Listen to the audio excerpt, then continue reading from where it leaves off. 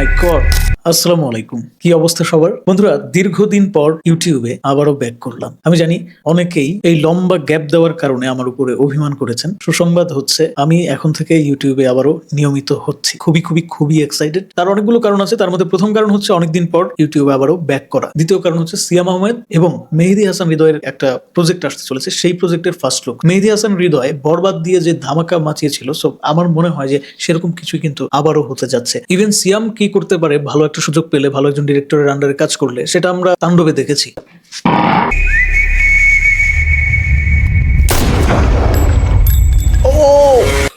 সিয়াম আহমেদ কি করতে পারে যদি একটা সুযোগ পায়, ভালো একটা সুযোগ পায়। জঙ্গলিতে যে লুকটা ছিল, লুকটা ওইরকমই লাগতেছে, বাট অনেকটাই চেঞ্জ। ভাই আমি স্পিচলেস হয়ে গেছে সিরিয়াসলি। একে তো white background, white colour costume, গলায় এটা কি দিছে, মানে পুরাই কাঁপায় দিবে। গোলাপ ফুলটা কামড় দিয়ে ধরে আছে, তার মানে পোলায় হিট খাইছে। ব্যাডাস।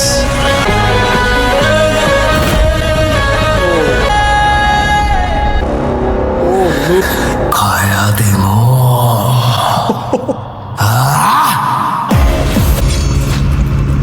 কারে খাইয়া দিবে ভাই? ঈদ 2026, তার মানে কি ঈদ উল ফিতরে আসতেছে? ঈদ উল ফিতরের তো প্রিন্সও আসতেছে নাকি? প্রিন্স আসতেছে নাকি বা সোলজার আসতেছে, কোনটা? আমি আসলে দীর্ঘদিন যাবত সিনেমা নিয়ে খুব একটা খোঁজ খবর রাখতেছিলাম না, তোমরা সবাই জানো। সো ভুল ত্রুটি হইতে পারে অনেক কথাই, তোমরা সেভাবে মানায় নিও, ঠিক আছে? কেউ যদি এই সিয়াম আহমেদ বা মেহেদী হাসান হৃদয় অথবা চ্যানেলটা যদি কোনোভাবে না দেখে জাস্ট হঠাৎ করে আকস্মিক যদি প্লে করে, তাহলে কি বুঝতে পারবে যে এটা বাংলা সিনেমার কোনো ফার্স্ট লুক?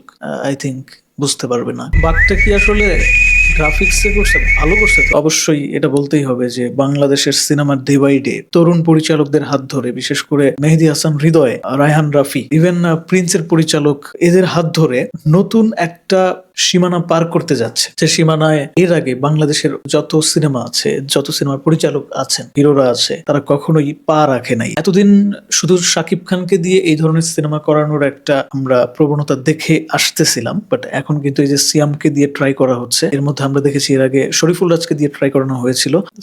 সো এটা খুব ভালো একটা ব্যাপার যে ইন্ডাস্ট্রিতে সবাই কাজ করার সুযোগটা পাচ্ছে। ওকে, খায়া দেব।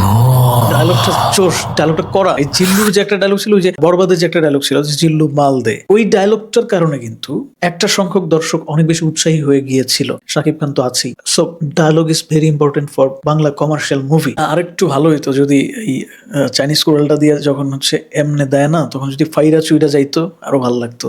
যাই হোক, কি বলবো, মানে মানুষের এক্সপেকটেশন তো শেষ নাই। বিশাল একটা ফাটাফাটির আওয়াজ কিন্তু পাওয়া যাইতেছে।